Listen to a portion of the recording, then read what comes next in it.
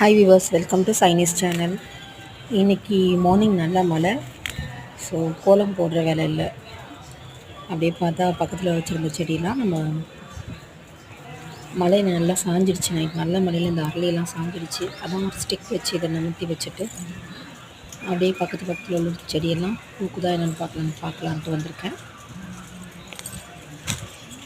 இந்த சைடு இந்த அரளி வந்துட்டு இன்னும் என்ன கலர்னு தெரியல.